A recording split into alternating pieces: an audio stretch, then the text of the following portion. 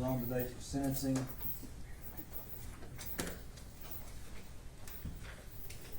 There was a pre-sentence report filed April the 4th, 2025. A jury convicted Ms. Boswell of first-degree murder in count 1, first-degree murder in perpetration of felony in counts 2 and 3. The jury sentenced her to life.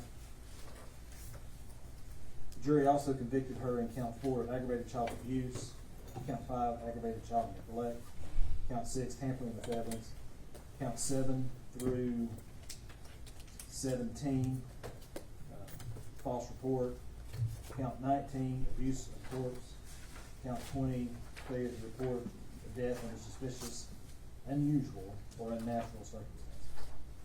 So we're here on counts 4 through 20 for sentencing today. Is the state ready to proceed? We are, Your Honor. Ken's ready to proceed. Yes, yes, Because sentencing is the first thing that's up, the state has the burden. Judge, how are you going to handle the pre-sentence report that we made? Because of the nature of this case, it's going to be exhibit number 1. I normally don't make it an exhibit, but I think in this case. fine with me. Thanks, So, Judge. somebody have a copy of it? It's not been marked up? And if you don't, I've got it in the file. I just got to find it. Which file it's in? Good, we have a clean copy.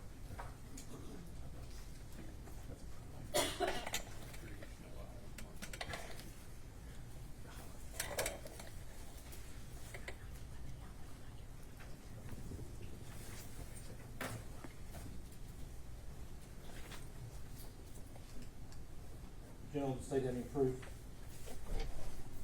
Yes, Your Honor, the state will call Sheriff Jeff Cassidy.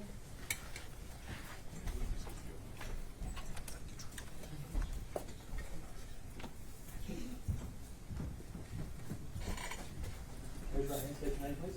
Sheriff Jeff Cassidy. Solemnly swear affirm testimony about to give the truth, all truth, and nothing but the truth.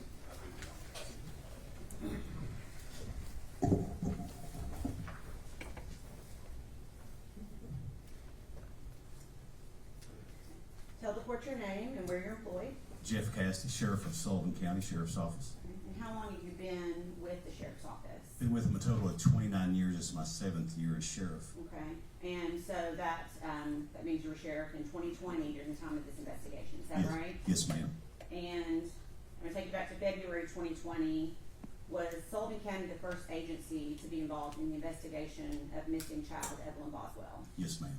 Can you tell me briefly how Sullivan County how the investigation started? Missing child at first, and then once we found out that the last time the baby was saw was in December, we knew he was already behind the curve there. We was probably 2 months away from utilizing the resources that we needed to rescue or recover baby Evalyn.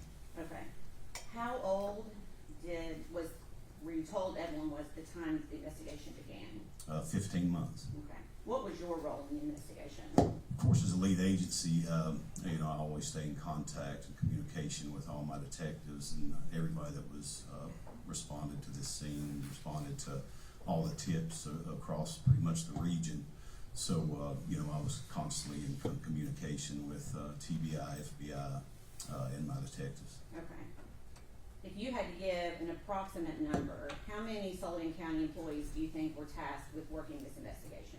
Aside from my executive staff, which is about 14, we had probably an additional 40 worked around the clock just on this case. Okay. When you say around the clock, was there 24/7 coverage Yes, ma'am. of this?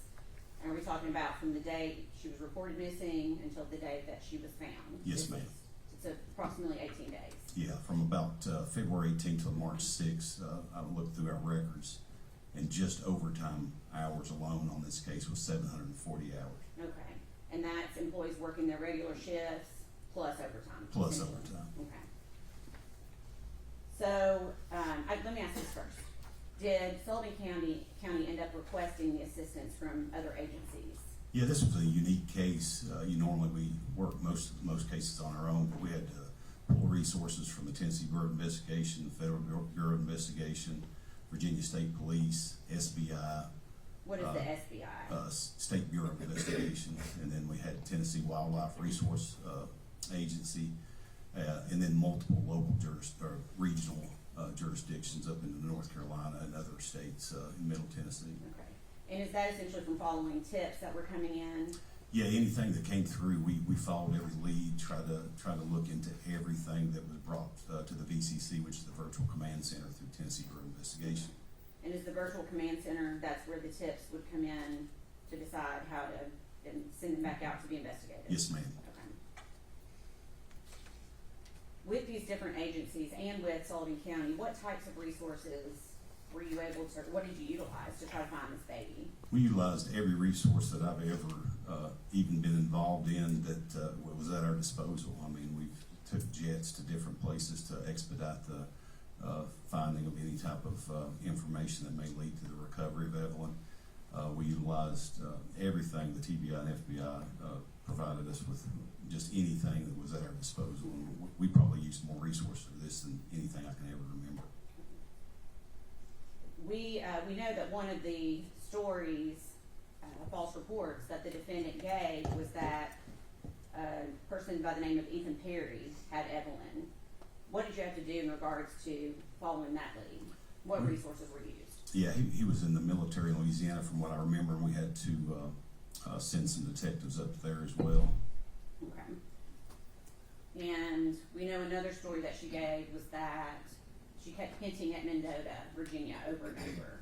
Is that a lead that you also use resources to follow? Yeah, United States Marshal, I left that out. United States Marshals helped us out on that one in Mendota. Okay. She also told you that Angela Boswell, her mother, had Evalyn at some point. Did you follow that lead? Yes, we worked extensively on that one. We thought that she may have had custody of baby Boswell, so we that went into North Carolina, and I think the dive team went into the ponds over there as well. Okay. So in preparation for today's hearing, did you were asked to review Sullivan County records regarding this investigation, is that right? Yes, ma'am. And the records that you reviewed, were they all maintained by the Sheriff's Office? Yes, ma'am, just the Sullivan County Sheriff's Office. And the purpose of those was to come up with the manpower that was used, Yes, ma'am. to get an approximate amount of manpower and overtime hours, is that right? Yes, ma'am. What if the defendant had told the truth on day one? Yeah, Objection calls for speculation. I can ask it in a different way. Would you have found Evalyn if the defendant had told the truth on day one? Objection Yes. calls for speculation.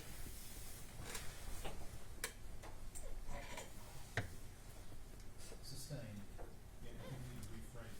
It's too wrong.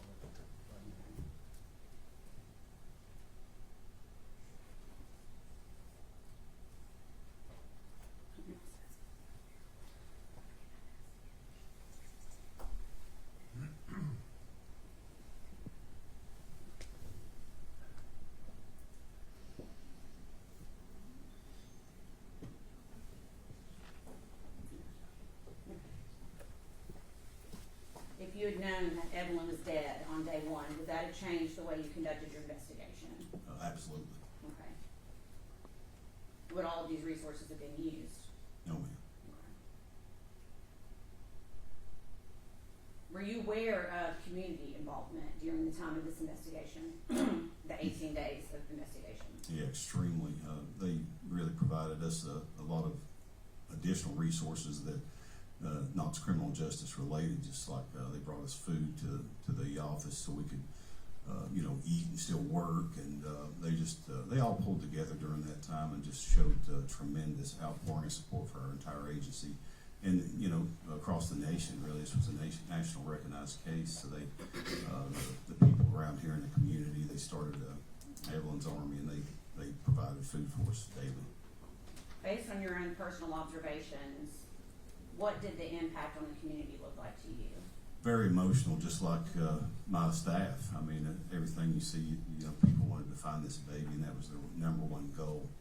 And, you know, whatever it may take, whatever it may need, whatever resource may need to be utilized, everybody was willing and able to put in their time, effort, and energy to locate baby Evalyn. And, you know, just like my staff, I mean, the emotional toll on them, the lack of sleep, but they never did get fatigued. I tried to send some home, and they said, no, I'm not going home. I'm going to work on this case until we find the baby. Okay, no other questions? Please Thank answer you. any questions Mr. Scott has for you. I don't have any questions. Thank you. Thank you. State would call, take the man price.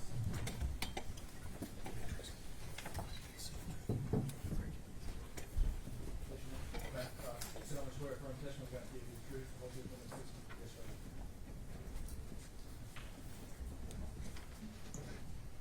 You're Matt Price, is that correct? Yes, sir. What is your position at the sheriff's department? I'm Lieutenant in Criminal Investigations. All right. And Lieutenant Price, you very familiar with the investigation involving the disappearance and death of Evalyn Boswell, is that correct? Yes, that's correct. What was your role in the investigation? This case was assigned to me as the lead investigator with the sheriff's office. So I was the lead investigator. All right. And you worked, the sheriff has testified to, you worked hand in hand with numerous agencies in the investigation, including the TBI, is that correct? Yes, that's correct. Okay. And Agent David Gratz at the time, also the two of you Worked it. worked extensively, that'd be Yes. correct. You familiar with the evidence that was collected in the case, the discovery of the body of the victim, Evalyn Boswell? Yes.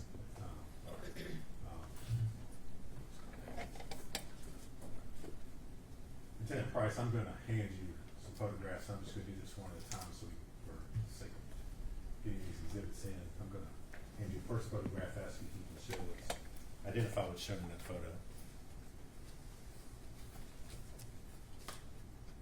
Yes, this is a photograph of looking inside the playhouse at the trash can where Evan was located. And is that a true and accurate depiction of Yes. that scene? Judge, we would move to make that exhibit number 1 to this hearing, 2, I'm sorry. And I don't know if it's helpful, but that was what the trial was introduced as exhibit number 15. I don't know if that's helpful or would create confusion or. It's just, it'll be exhibit 1 for that sentence in here. 2. Two.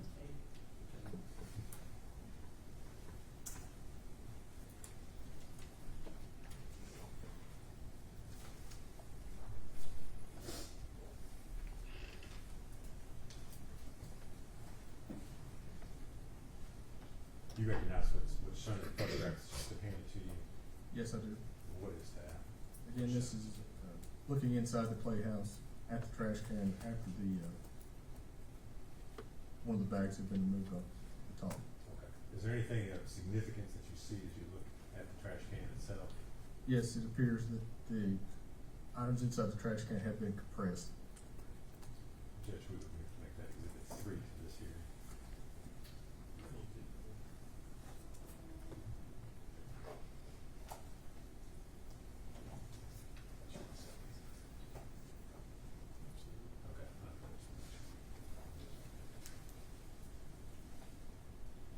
Lieutenant Price, would you take a look at the photographs being handed to you and ask, or again, ask if you can identify what's shown? Yes, this is a picture of the inside the trash can with the blanket removed where you can see baby Evelyn's leg. Is that the first shot or first, I guess, Yes. discovery of the body? It is correct. All right. Judge, we would make that exhibit 4 to this hearing.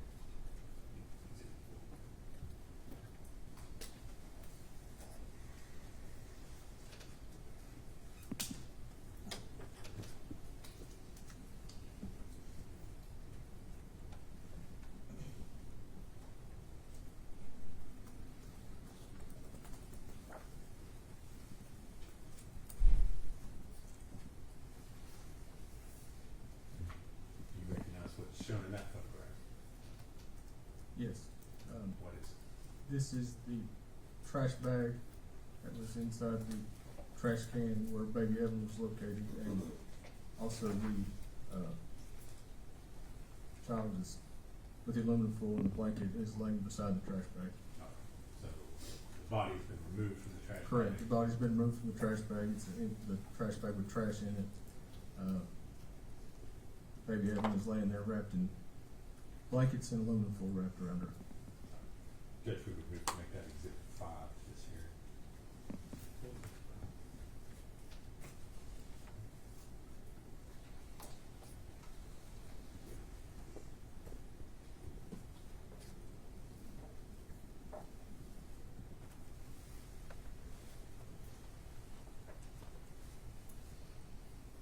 Do you recognize what is shown in the photographs that's been handed to you?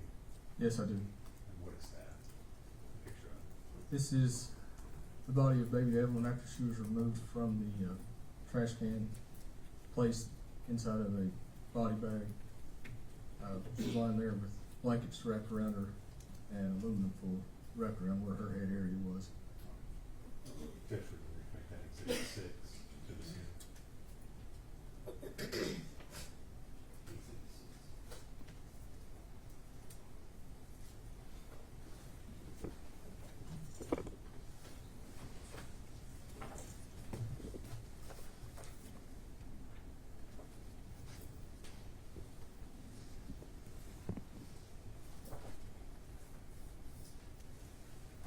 Do you recognize the photo that's just been handed to you?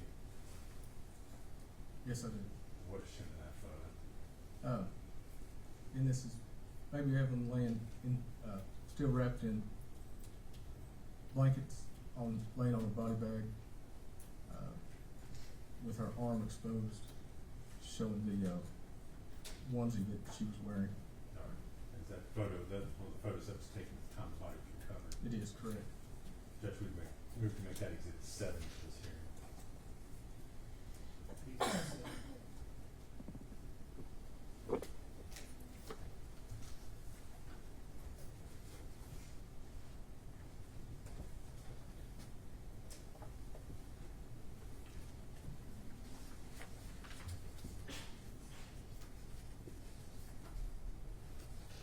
Lieutenant Price, do you recognize what's shown in that photo? Yes, I do. What is that? This is baby Evalyn after the blankets and aluminum foil have been removed from her body. It shows the position of her head and how she was laying when the blanket was removed. Judge, we move to make that exhibit 8 to this hearing.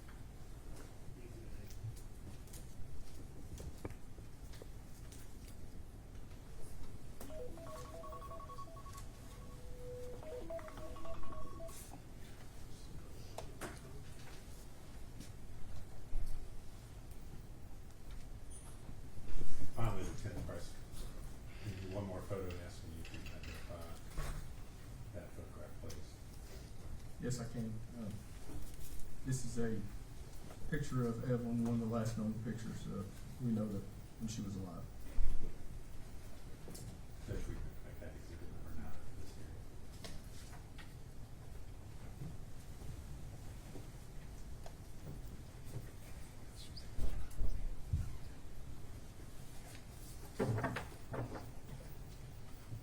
Thank you, Lieutenant Price. If you would answer any questions Mr. Scott has for you. No questions, Judge.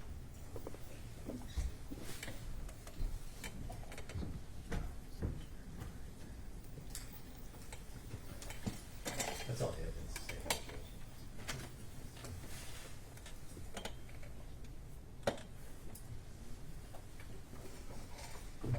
Judge, it's Boswell, I'd like to make an allocution.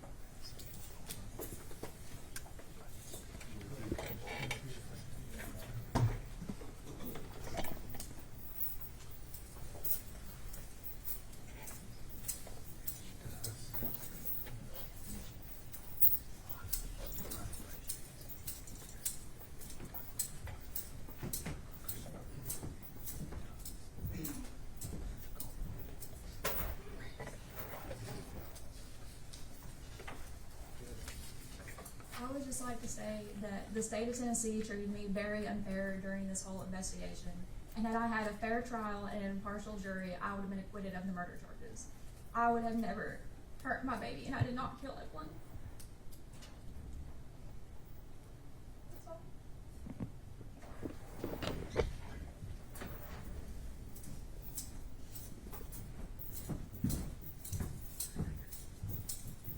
Any other questions? No, sir. No. I'm sorry. Argument?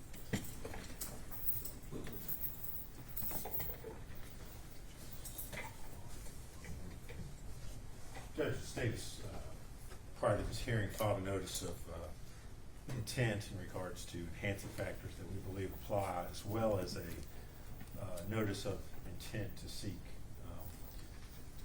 consecutive sentencing, which is what we are asking the court to do. And we believe, based upon the seriousness of the offense, as well as the fact that Ms. Boswell is a dangerous offender whose behavior indicates little, no regard for human life, that she had no hesitation about committing a crime in which the risk of human life was high, that this court should bring those sentences consecutive to each other. And I want to touch briefly on the enhancement factors, and primarily on the one that I think just screams out in this case, which is the violation of trust. Truly, I think the facts that were involved in this case, and the court, of course, consider everything that was presented and that came in at trial, as well as the photographs that been introduced to the sentencing hearing, which again, those were all part of the trial evidence as well. But the trust that Miss Boswell betrayed upon her daughter was just so callous. She chose herself repeatedly, time and time again, over her child. All deaths are horrible, but for a small child to die in the way that Evalyn died just shows such extreme callousness. And those photographs show you. I mean, she was discarded like a piece of common garbage. Detective Lieutenant Price testified to, it looks like the body has been compressed, pushed down in the trash can, so we can fit more trash, more garbage on top of her child.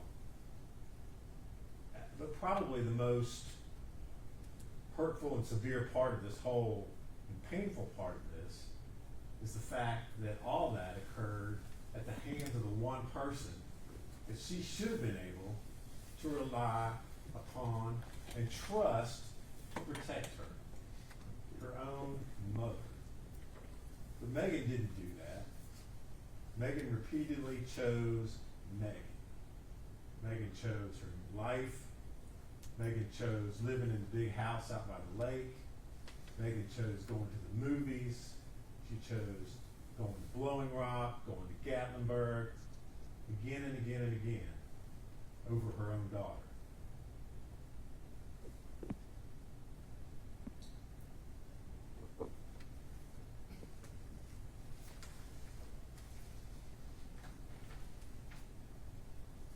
In order for the court to find that the defendant was a dangerous offender and apply consecutive sentencing, there are two things that the case law has said the court has to find. One is that it relates to the severity of the crime. And I can think of nothing that would be any easier than to relate consecutive sentencing to the facts of this case.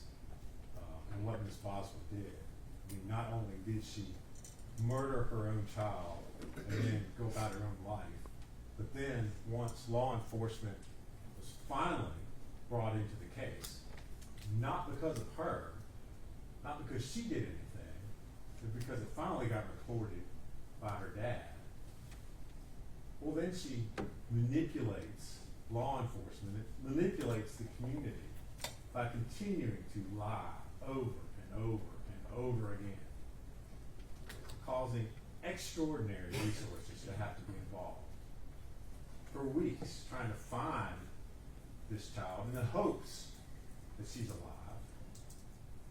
And then even after that, even after she finally coughs up the fact that her child is dead, she continues to lie about not knowing where she is. When all along, she's sitting there stuffed upside down in a trash can in her childhood playhouse. So I think it is very easy for this court to find that the severity of this crime and her suffocating her own child, putting her in a trash can, and then repeatedly lying about it to cover it up relates to the severity of the crime. The second finding this court has to make is that it was necessary that consecutive sentencing was necessary to protect the public from further crimes, and provided the court, as well as Mr. Scott, with the case of State v. Taylor, which was a case in which a small child had been beaten to death, and then the mother basically delayed in calling 911, which eventually resulted in the child dying because she didn't receive any medical attention. And the court in that case found that the dangerous offender classification was satisfied because the defendant had demonstrated extreme callousness towards the health and welfare of the victim, and the results were fatal. Well, Judge, I really, it does not get any more callous than what the defendant did in this case. You know, she turned her back, she turned her life, she turned her trust away from her own child. Evalyn got in the way of the life Megan Boswell wanted to live, and so she eliminated that problem. It truly does not get any more callous than that. So the state would submit that both those factors are met, and that the court should impose consecutive sentencing.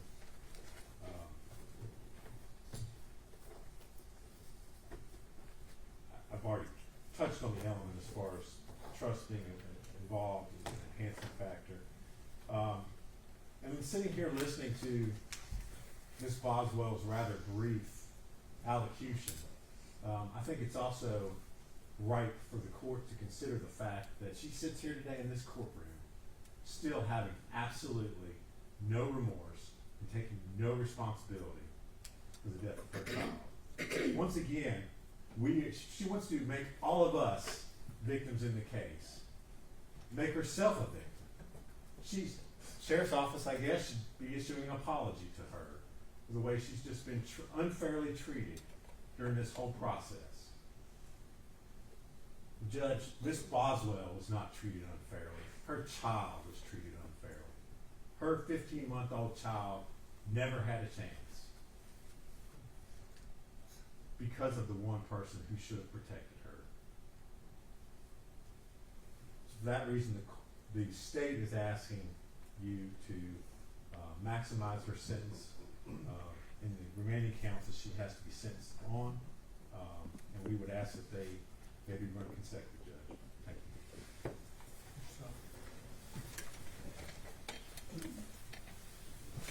Judge, I guess I'll try to address this in somewhat the way Mr. Harper did, maybe in a backwards fashion. Ms. Boswell had no prior criminal history when this case started, when the investigation started. At some point, she was convicted of a reckless driving B misdemeanor in Washington County, I think in February of 2020. That's the only criminal history she comes to this court with. She's been in jail since she was 18 years old. She will be in jail if this court were to sentence her at the low end of everything and not run it consecutive.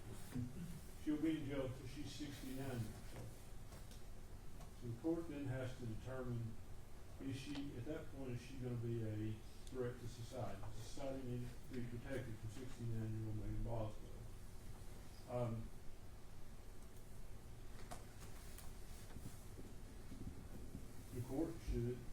I guess first the court has to consider the length of the sentence. She's arranged one offender as to each count. Court should impose I think the sentence is, shorter the sentence is as necessary, is what the court is supposed to do, to achieve the purposes of sentencing. Here, she's serving a life sentence. She will be eligible for parole at 69 years old. So how much more do you need? Essentially, the state asks you to sentence her to life without parole, is what they want.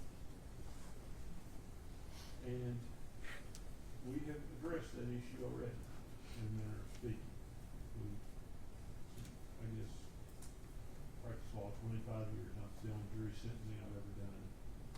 But the jury had the opportunity, after hearing all these facts, to consider whether to sentence her to life without parole or life with parole. They sentenced her to life with parole. And I know you're not bound by that on these other counts, but I think in fairness and in deference to that jury, we have to give some respect to what determination they made. And they were aware of all the other charges. Obviously, they heard the guilt phase on those and convicted her of those. So I think that is important. We'll consider that. She's eligible for probation on all the other charges. The court has to make a determination whether or not those sentences should be suspended or served. The court has to make a determination whether, if they are served, how they're served, if consecutive or concurrent.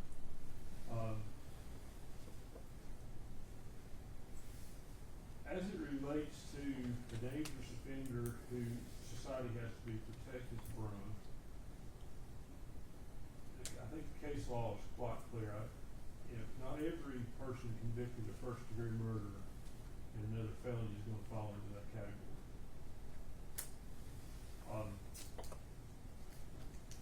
Normally, in a lot of the cases you see multiple victims, multiple acts. Here, all those things kind of go together.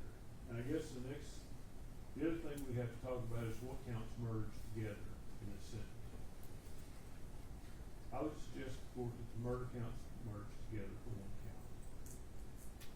That the child abuse and child neglect counts should merge. And that all of the following false reports should merge, because I sent a case to you yesterday.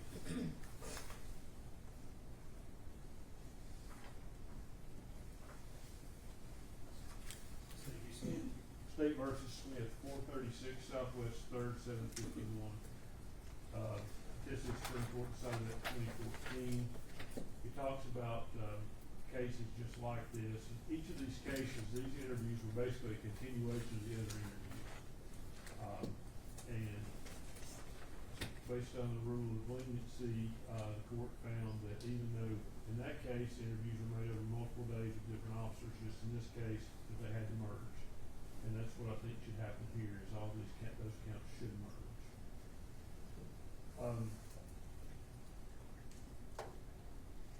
And I guess finally, I want to address what Mr. Harper said about Ms. Boswell's comments. I think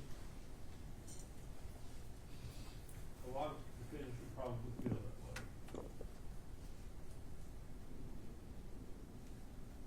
But I think she's entitled to maintain her defense. She doesn't have to come in here for purposes of sentencing and somehow take responsibility. The law doesn't require that. That's not one of the factors to consider for consecutive sentencing. That's not one of the factors to consider for length of sentence. The defendant has a right to maintain their innocence. And to hold that against them and to somehow sentence them to more jail time because they don't come in here and say, I did it. That violates due process. It violates the right to trial by jury, the right to appeal. So I would suggest to the court that the appropriate sentence here should be bottom end of the range. The sentences should run concurrent, and ultimately she should be left with a chance of parole when she's 69 years old, however that is structured.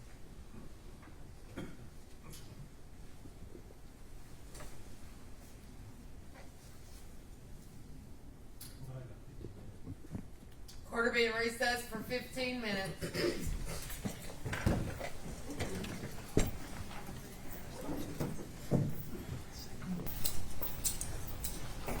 Judge, I think General Massengill's on her way back. Judge, may we approach?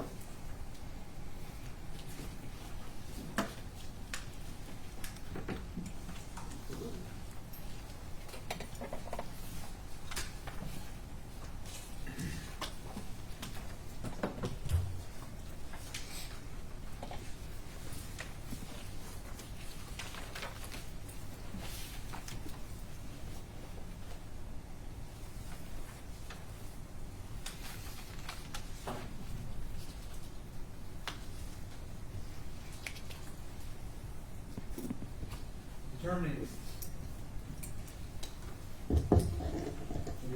the appropriate sentence for these offenses. The court has considered the evidence presented at the trial at this sentencing hearing, pre-sentence report filed April 4th, 2025, more than 10 days ago. The principles of sentencing and arguments made as sentencing alternatives, the nature and characteristics of the criminal conduct involved, the evidence and information offered by the parties on mitigating and enhancing factors, any statistical information provided by the administrative officer of the courts as to sentencing practices for similar offenses in Tennessee, located at www.tncourts.gov, and any statement the defendant has made on her own behalf about sentencing and the defendant's potential for rehabilitation or treatment. I'm not sure if it was agreed, but the defendant's a range 1 standard offender under Tennessee felony classification laws. And what that means, the aggravated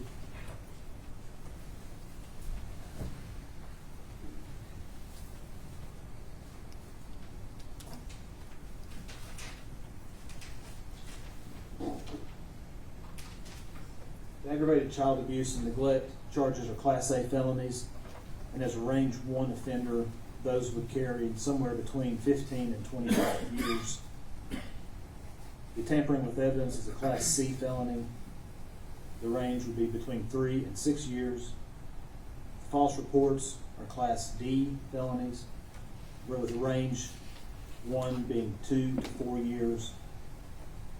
The abuse of the corpse is a Class E felony, and failure to report death under suspicious, unusual, and unnatural circumstances, also a Class E felony.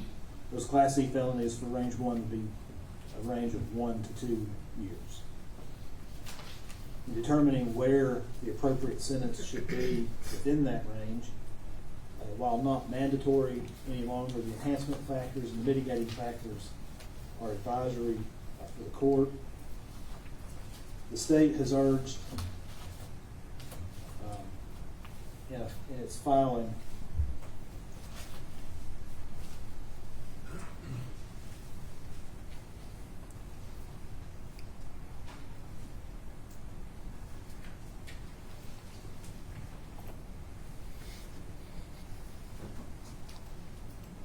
state's urged, number 3, enhancing factor 3, that the offense involves more than one victim. I think for purposes of this case and all the proof that I heard,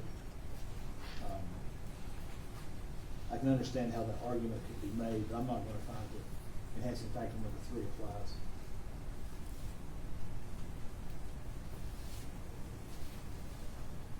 Enhancing factor number 4 is urged by the state. A victim of the offense was particularly vulnerable because of age, physical or mental disability. I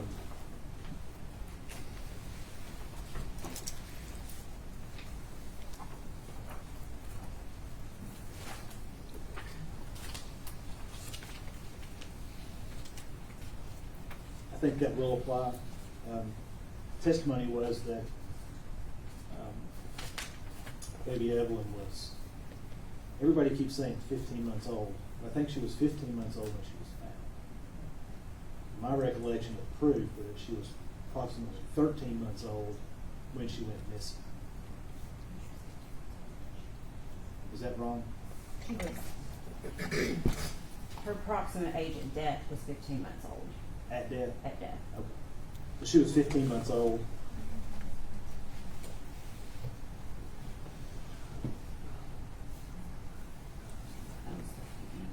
It was 13 years, 13 months old at death.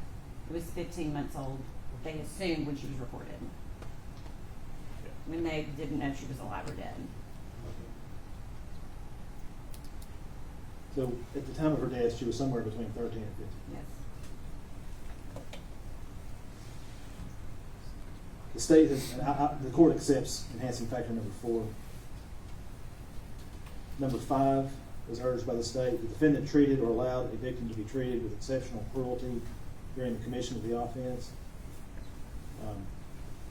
I don't know, and I'm not going to sit here all day and regurgitate the facts from the 11-day trial.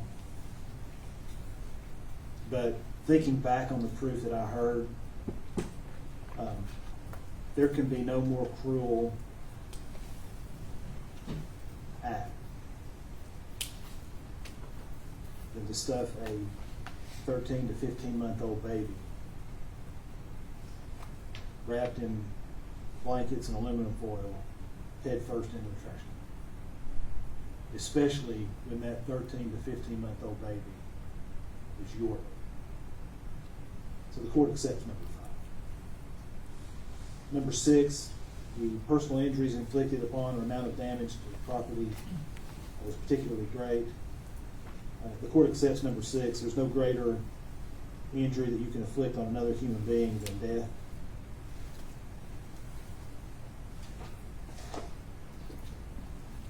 Enhancing factor 10 was in the filing. The defendant had no hesitation about committing a crime when the risk of human life was high. The court accepts number 10.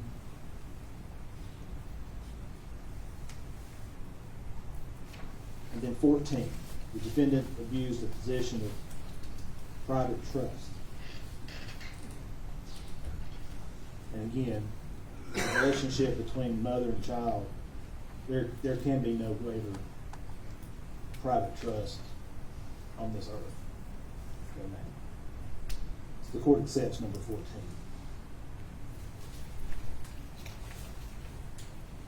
Those are all the enhancing factors that were urged, all the ones that the court, after having looked through them, believes applies. Next, I have to consider mitigating factors in determining the appropriate length of sentence. And again, I'm not going to read, there's 12 statutory mitigators under 40, 35, 113.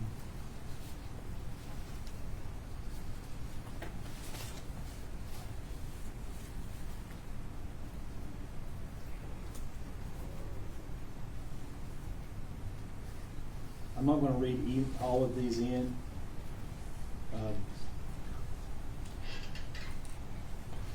The defense didn't put any arguments forward as to any mitigating factors that should apply. The court, though, is required on its own, after having read the pre-sentence report, heard the proof, to apply any factors I think are applicable. So there's at least one that could be applicable, and I'm going to talk about it for a moment. If the defendant, because of youth or old age, lacks substantial judgment in committing the offense, the proof is that she was 18 when the killing occurred. But I also have to look at, so there's no question that she was a young adult. But I also have to look at all the other proof and circumstances surrounding the case. And it became very clear to the court, upon hearing the evidence, that the defendant, in her mind, saw a chance to lead a different life than what she thought she was going to be leading. And quite frankly, circumstantially from all the proof, Lady Evalyn was a stumbling block to leading that life. So she made the decision to remove that stumbling block. And because that's the tenor of the proof that this court heard, I reject mitigating factor number 6. She exercised judgment. It wasn't good judgment, but she exercised judgment in doing the things that she did.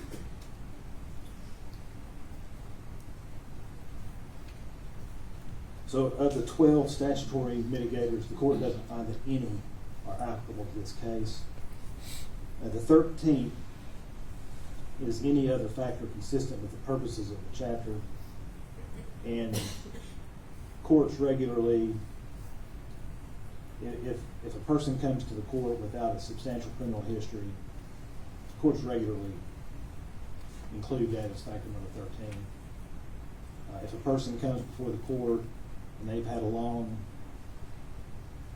productive work history, then that factors into 13. If they've had military service, those are the kinds of things that factor into 13. In this case, Ms. Boswell, she did not have a long work history. In fact, the pre-sentence report said, she stated that she'd only ever had one job in her life, and that was at the chicken shack where she was working right around the time of this killing. I am going to give her credit for not having, even though she was only 18, I'm going to give her credit for not having a substantial criminal history, either as an adult or a juvenile.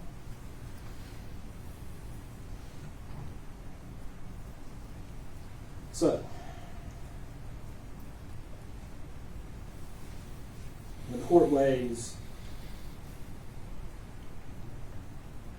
all the facts that I've heard during the trial, all of the testimony that we've heard at this sentencing hearing. When the court weighs the enhancing factors and the mitigating factors,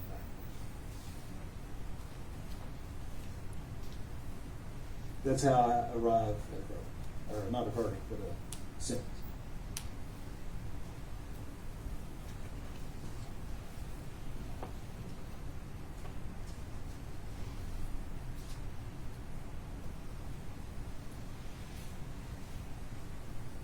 I do want to talk, and I'm going to talk about each of these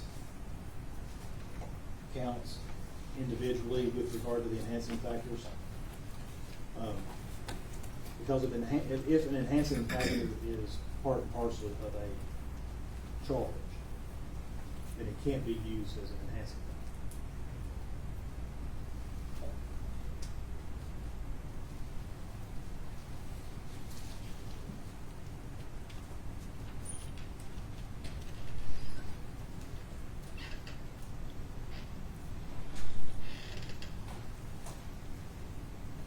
So for count 4, aggravated child abuse, the state has to prove that the defendant knowingly, by other than accidental means, treated a child under 8 years of age in such a manner as to inflict serious bodily injury.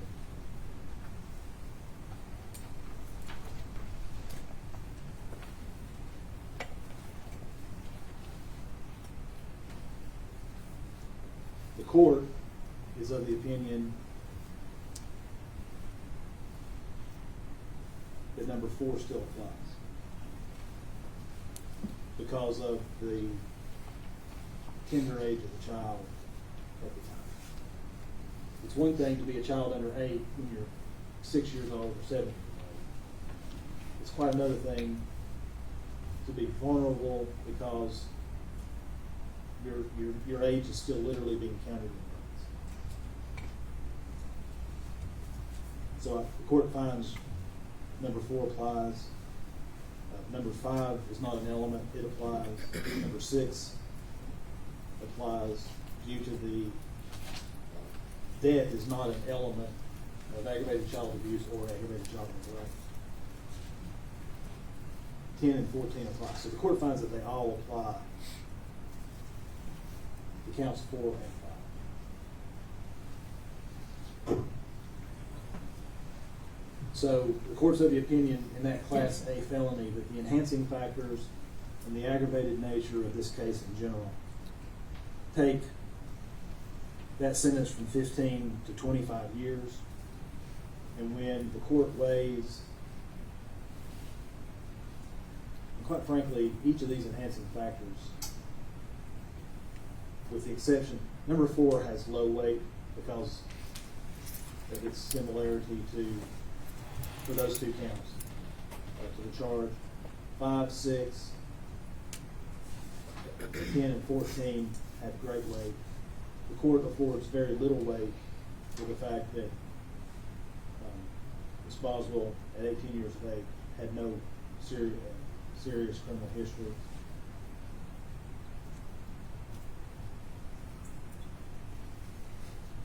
So the court's of the opinion in counts 4 and 5 that the sentence should be 25 years.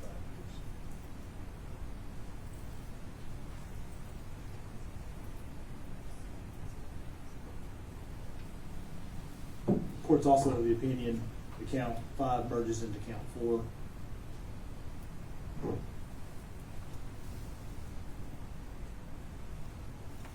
In the tampering with evidence, the court's of the opinion that all the enhancing factors should be afforded great weight,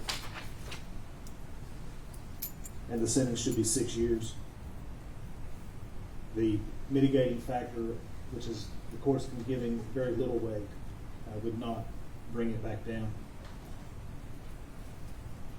Now, with the false report, the court's of the opinion that the enhancing factors would take that sentence from 2 up to 4 years.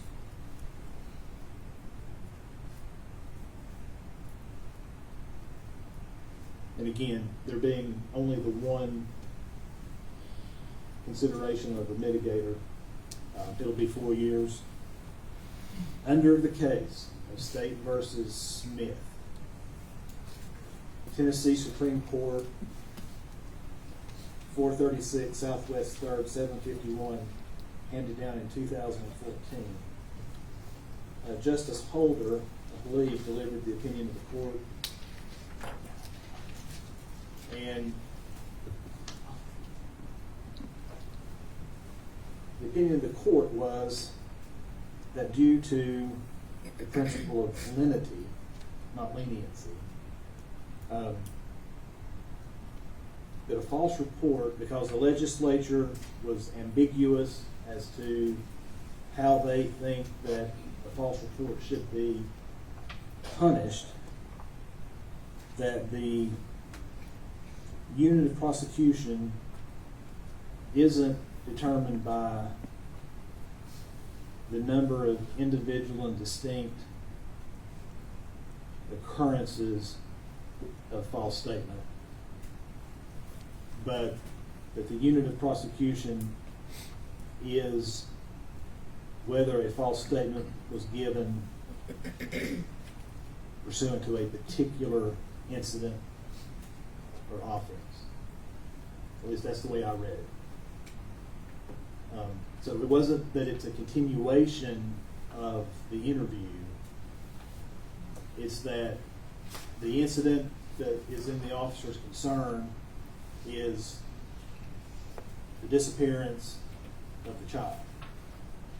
And the Supreme Court says in that case that even if you tell 16 false statements about the disappearance of that child on different days and to different people and different variations of the story, it's still one incident. It's the disappearance of the child. So counts 7 through 17 all merge into one count. So they all merge, counts 8 through 17 merge into count 7.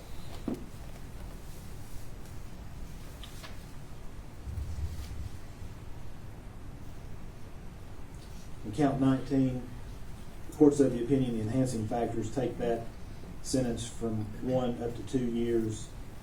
So that'll be a 2-year sentence. In count 20, and again, I'm weighing the lack of mitigators. In count 20, that sentence will be 2 years as well, for the same reason. Now, since I've already talked about merger, the courts of the opinion that counts 1, 2, and 3 would all merge into a single life sentence.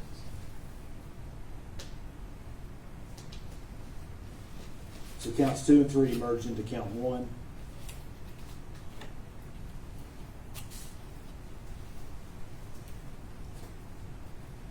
Now we'll talk about consecutive sentencing. In the state's filing, the state under 40, 35, 115 urged, and I think this might be a mistake, that urged number 2, that the defendant is an offender whose record of criminal activity is extensive. And that's the court's ruling. I just so to clarify, it wasn't a mistake, but at the time it was filed, when we would have all the false report counts, as criminal history, obviously since the court's stronger, multiplicitous, that doesn't exist anymore. So we're not relying on that. The court objection to it. But the court also relies on enhancer number 4 from the same statute, 40, 35, 115, that the defendant is a dangerous offender whose behavior indicates little or no regard for human life and no hesitation about committing a crime in which the risk to human life is high. Now that's what the factor says in the statute. But it's pointed out in State v. Taylor,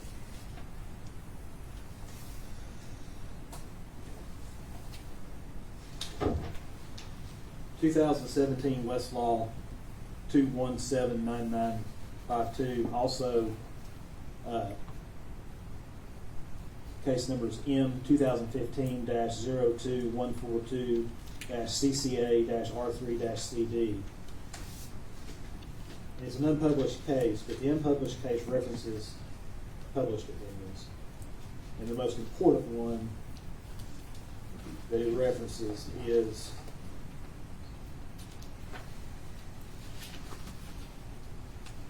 State versus Moore, that quotes from the main case is the Wilkerson case, 905 Southwest 2nd,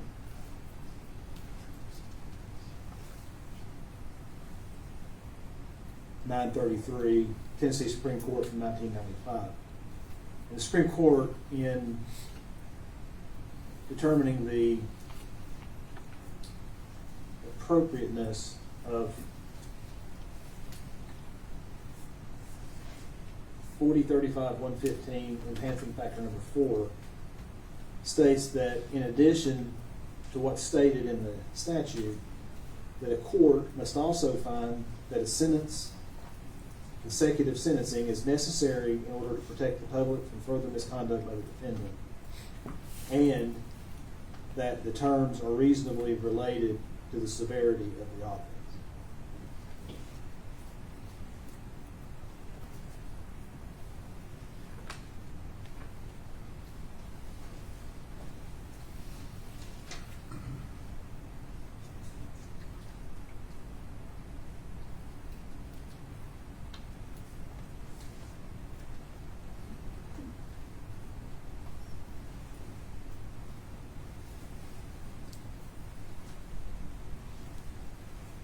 So,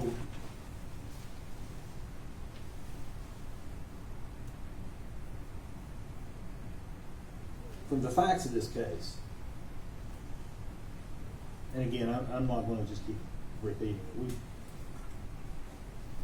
Everybody who sat through that trial knows the facts that came in.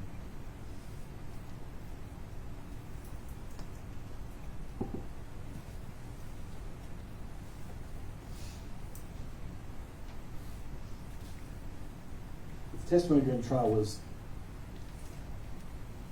if that child was suffocated.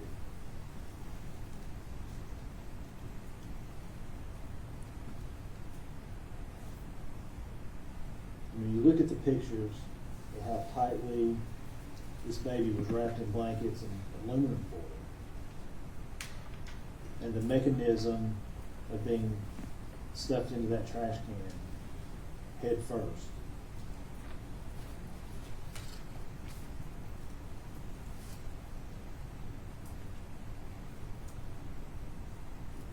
There's no doubt in my mind that this defendant had absolutely no hesitation when she killed her daughter.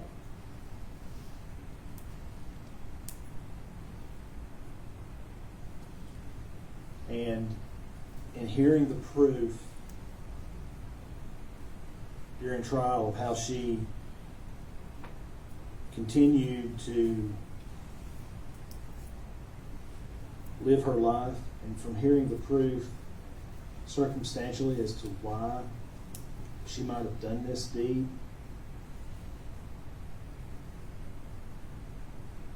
because this new boyfriend is the life that she wanted to grasp onto.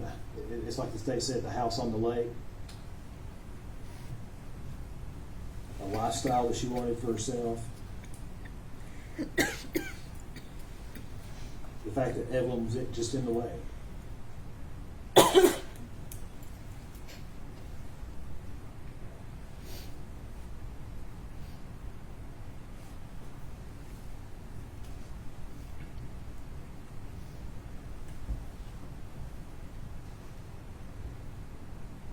And looking at all the video that we saw during the trial, this court never once saw remorse, never once saw empathy out of the defendant.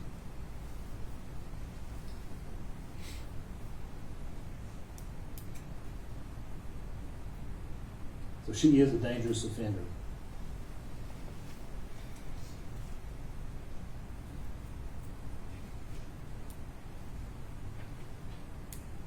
The circumstances surrounding the commission of this offense are absolutely aggravated.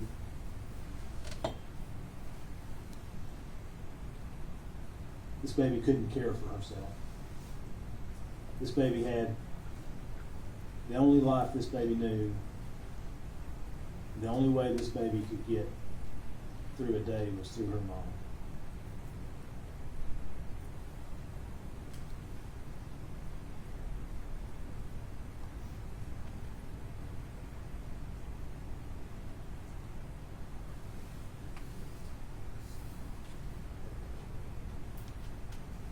And I understand that the way the parole system is set up when dealing with a life conviction is that she has to serve 51 years before she's even eligible for consideration for release. And Mr. Scott asked the question during his argument, which was the right question to ask. is Megan Boswell at 69 years of age coming out of prison a risk to society? And the only conclusion that I can come to after hearing the proof in this case, seeing the evidence in this case,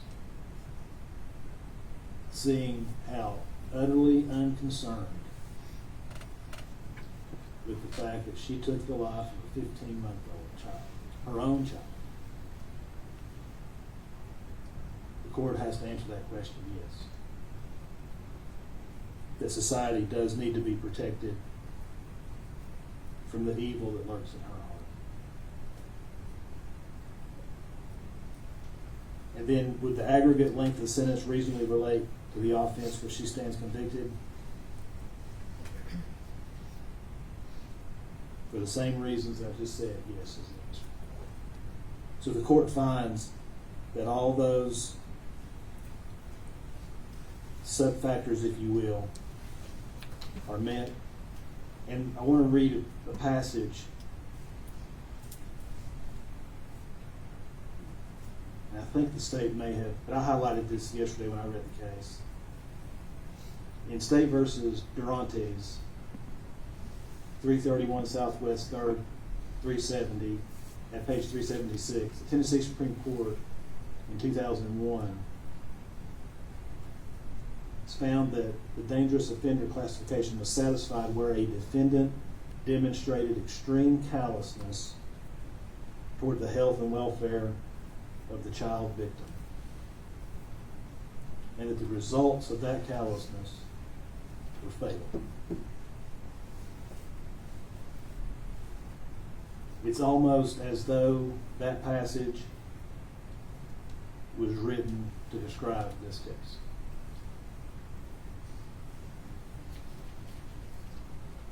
Therefore,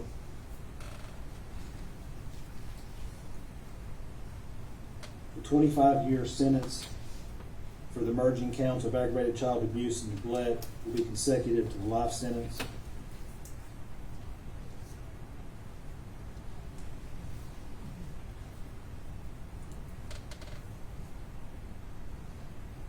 The 6-year sentence for tampering with evidence and the 4-year sentence for false report will be concurrent with each other, but consecutive to the 25 years. And the 2-year sentences for the abuse of the corpse in count 19 and count 20 will be concurrent with each other, but consecutive to the 6 years. So in counts 4 through 20, that'll be a 33-year sentence as a range 1 standard offender, consecutive to her life sentence. The court has considered probation. She's not eligible for probation on the Class A felonies. That 25 years has to be served by statute. The court has considered probation on the additional 8 years and finds that a grant of probation would depreciate the seriousness of this case, given the facts of this case, given the fact that she has shown no remorse, she has shown no empathy towards this child, her child, and probation in those counts will be denied. Mr. Scott, I believe at sidebar you had indicated that you would like to have a transcript prepared before, in order to prepare the motion for new trial. Yes, Judge. I'll order that transcript, whatever order I need to sign, share it, I'll do it. Judge, I would also like to have this sentencing period as well. Sentencing hearing will need to be typed up as well. We'll set this for status.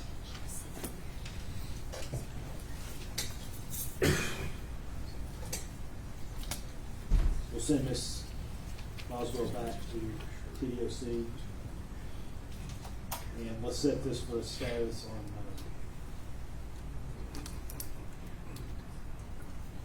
January 16th to see where we are on getting the transcript prepared. That's fine, but I'll wait Ms. Boswell's appearance if that. Well, what I'd prefer her to do is appear by Zoom. That's If, fine. if she can, but if not, yes, we'll, we can waive it. Okay. Alright.